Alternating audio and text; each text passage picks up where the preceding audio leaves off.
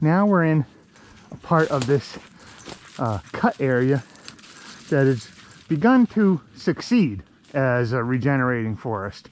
And by succeed, I mean overcome the effects of moose browsing. So we've got really thick stand here, mostly of yellow birch, but also some gray birch and a few other species mixed in. You can see how thick it is. I didn't have the camera on walking through the thickest part of it, so I wasn't sure it would stay on my head. Here's an area. This is November 17th, so we're right in the peak of the deer breeding season, or the rut. So this is a scrape made by a whitetail deer. Deer will make these scrapes all over the landscape, often on kind of linear features like old logging roads or other trails. But here we're kind of in the middle of this cut, not really on an old road. This scrape is really pretty fresh. You can see bare earth, no leaves have sifted into it. There's deer tracks in here. All right, here's some deer tracks all around it. Hopefully you could see those. Deer track, deer track, deer track, deer track.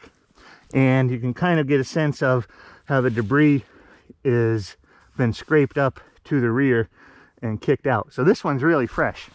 Probably just made within the last 24 hours. Those tracks are really clear and distinct, and this the dirt on top of the leaves is still pretty moist, even though it is a little bit snowy. Flurries out here today. But deer use these as communication devices.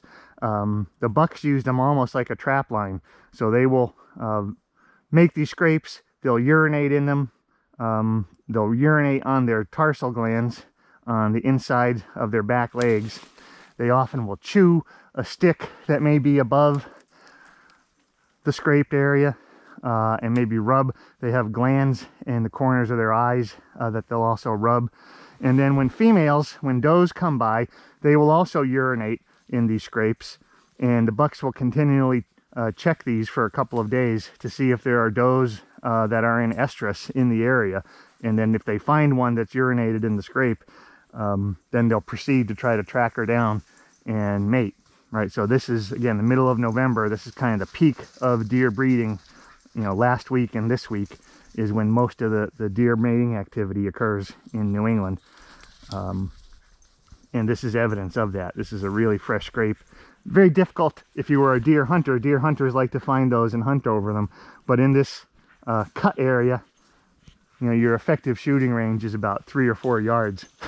Right now it is archery deer hunting season, and so you can imagine trying to sneak an arrow through this stand of trees be almost impossible. But since I just happened to stumble upon this while cutting through the clear cut, I wanted to point it out and discuss it a little bit. So many of you have probably seen these scrapes. Probably, I know a few of you are deer hunters and you go out looking for these. But if you're not a hunter and you haven't seen this before, this is really interesting behavior. And they'll make these scrapes all year long, but mostly in the breeding season. But you could see a fresh scrape any time of the year, and all the deer that walk by will investigate it and likely urinate in it as a communication device.